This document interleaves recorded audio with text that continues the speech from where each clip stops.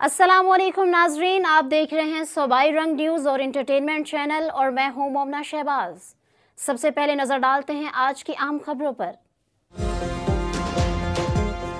फौजी अदालतों को 85 मुल्ज़िमान के फैसले सुनाने की इजाज़त। सुप्रीम कोर्ट के आईनी बेंच में फौजी अदालतों में सिविलियंस के ट्रायल के केस की समाअत। आईनी बेंच ने करार दिया कि फौजी अदालतों के फैसले सुप्रीम कोर्ट में ज़ेरे इल्तवा मुकदमे के फैसले से मशरूत होंगे। जिन मुल्ज़िमान को सजाओं में रियायत मिल सकती है वो देकर रिहा किया जाए। जिन मुल्ज़िमान को रिहा नहीं किया जा सकता उन्हें सजा सुनाकर जेलों में मुंतकिल किया जाए। जस्टिस अमीनुद्दीन ने कहा, उम्मीद है सिविलियंस के फौजी अदालतों में ट्रायल का मुकदमा जनवरी में मुकम्मल हो जाएगा। समाअत मौसम सरमा की तातीलात के बाद तक मुलतवी।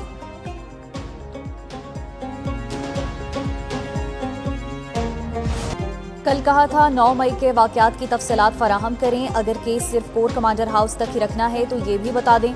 जस्टिस मोहम्मद अली मजहर के फौजी अदालतों में सिविलियंस के ट्रायल केस में रिमार्क्स। जस्टिस मुसर्रत हिलाली ने पूछा, जिन दफात को कलअदम करार दिया गया उनके तहत होने वाले ट्रायल का क्या होगा? 9 मई से पहले भी तो किसी को इन दफात के तहत सजा हुई होगी।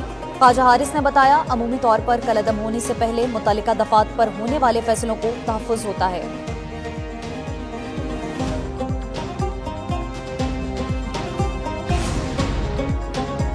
सुप्रीम कोर्ट ने अभी अबूरी फैसला दिया। सुप्रीम कोर्ट को पहले केस का फैसला करना चाहिए था। पीटीआई के सेनेटर बैरिस्टर अली जफर का रद्द-ए-अमल। कहा, असल फैसले से पहले ऐसा नहीं होना चाहिए जो फाइनल फैसले पर असरअंदाज हो। कल को आईनी बेंच कहता है कि ये फैसला ही गलत है तो जिनको सजा हुई उनका क्या होगा?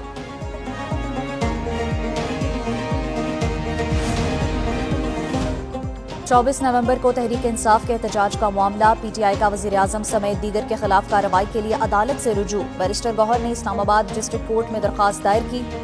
दरख्वास्त में वज़ीर आज़म, वज़ीर दाखिला अता तारड़ के खिलाफ कार्रवाई की इस्तदा है। IG, SSP, DIG और दीगर के खिलाफ कार्रवाई की भी इस्तदा।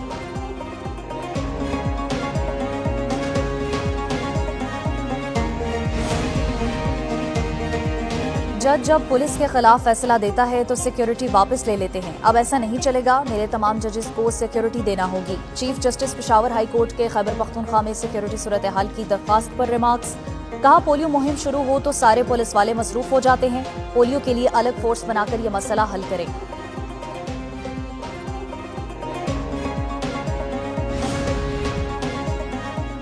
9 मई को मुस्लिम लीग नून का ऑफिस चलाने के मुकदमे में पेशरफ्त। हमाद अजहर, मियां असलम इकबाल, मुराद सईद समेत दीगर मुल्ज़िमान इश्तहारी करार। इंसदादे दहशतगर्दी अदालत लाहौर ने मुल्ज़िमान के दायमी वारंट गिरफ्तारी जारी कर दिए। जज अरशद जावेद ने पुलिस की दरख्वास्त पर समाअत की।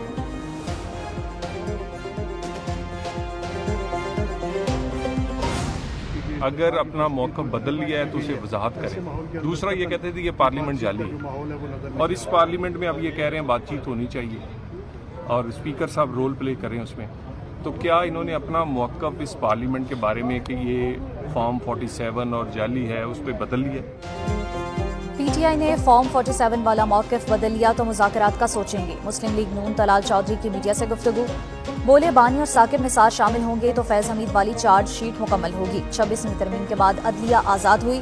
19वीं तरमीम के बाद 26वीं तरमीम ने आकर पार्लियामेंट को रिहाई दिलवाई।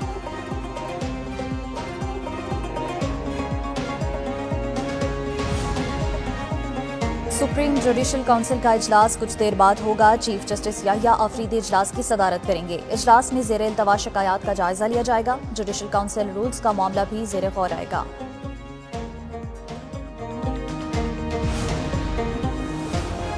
JUIF का वफाकी हुकूमत से राब्ता। ज़राए के मुताबिक पार्लियामेंट का मुश्तरका इजलास 17 दिसंबर के बाद तलब करने की दरख्वास्त की गई।